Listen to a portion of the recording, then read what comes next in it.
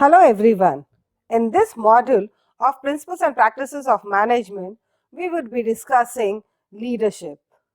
This is module 3 under leadership. So under this we would be discussing what is leadership, its concept, importance, its trait and style, and also transactional leadership style and transformational leadership style. What is leadership? So basically leadership is leading people. It is basically influencing people, commanding people, guiding them. So basically leadership is the art of motivating a group of people to act towards achieving a common goal. It's a process of encouraging them, helping them to work enthusiastically towards the objective.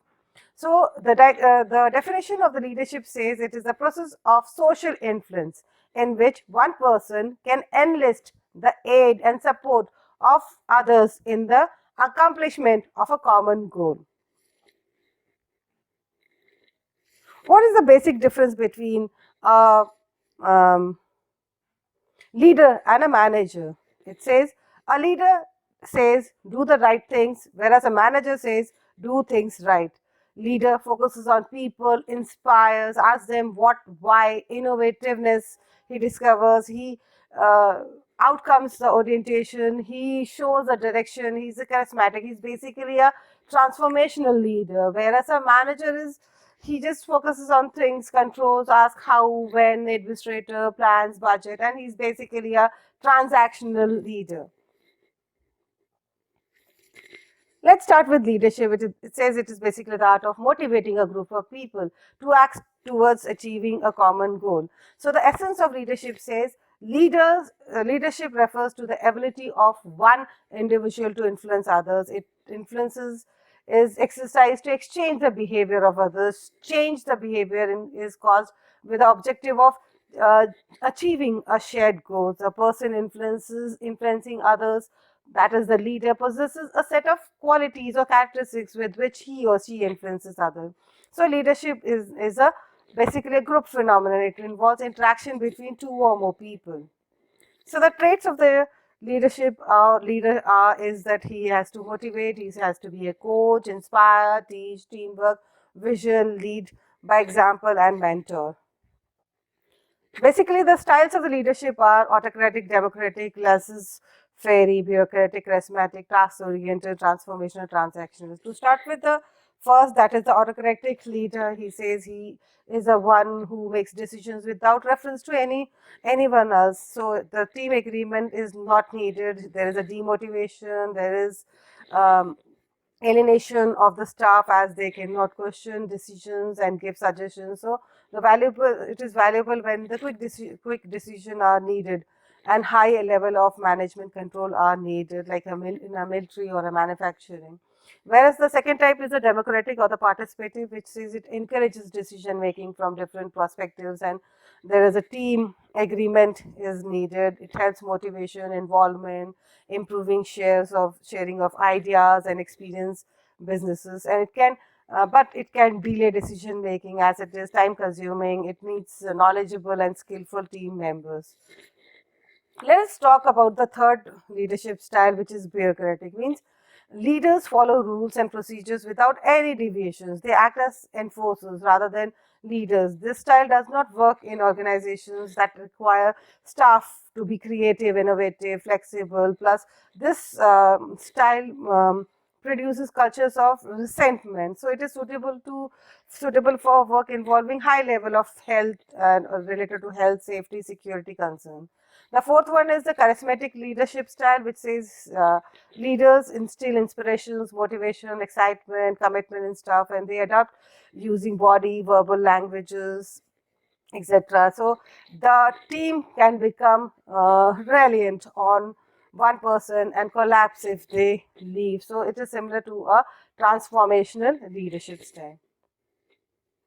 The fifth one is the laissez-faire or the free rein style, which says the leadership responsibility are shared by all. The leader does not involve with people other than provide resources or advice if required. And he can be useful when the team members are highly capable, able to analyze the situation and close monitoring of decision is not needed. So when there's full trust and confidence in the team members, as it depends on the good teamwork and good interpersonal relationships.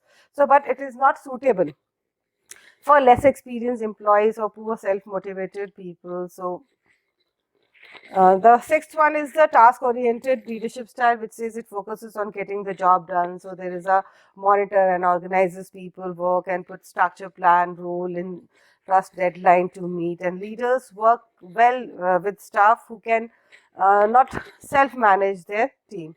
And the last, seventh and the eighth one is the transformational and transactional leadership style, which says transformational is the one who is proactive, and he has the inspirational motivation, provides individualized concentrations, intellectual stimulations, idealized inferences to their followers. So the leaders create learning opportunities for their followers and stimulate followers to solve problems. So the leaders possess good visioning and management skills to develop strong emotional bond with followers. So basically leaders change the organization culture, whereas the transactional one is he is a leadership style which has a responsiveness, and it is the basic orientation in dealing with the present issue. So the leaders, they rely on most of the like inducement, reward, punishment, sanctions to control followers, etc.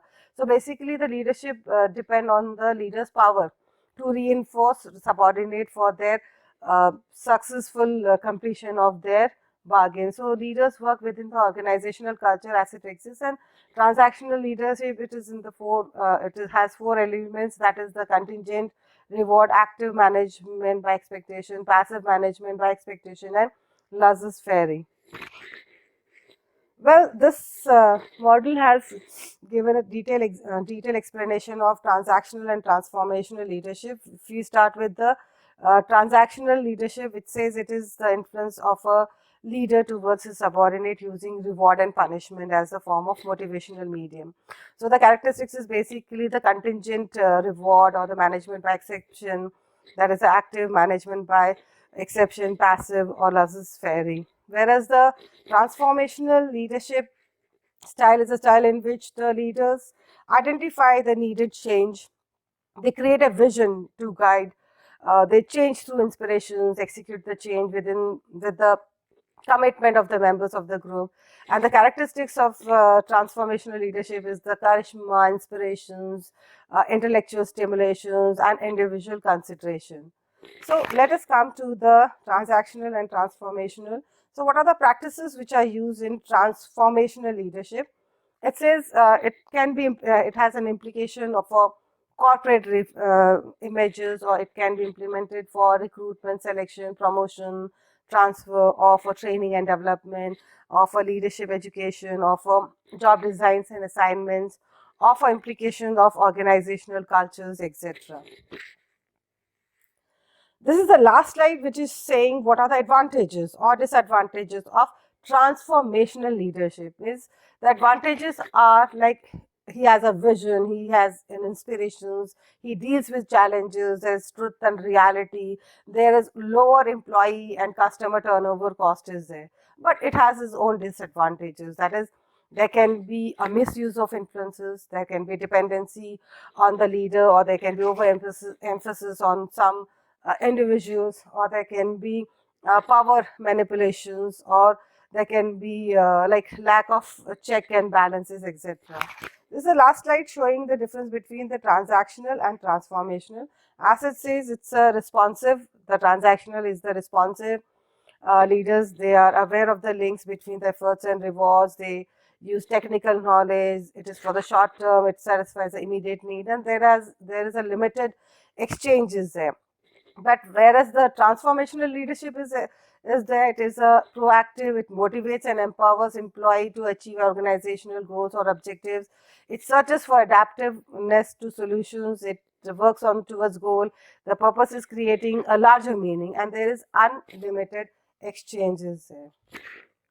This is all in this slide. Thank you so much.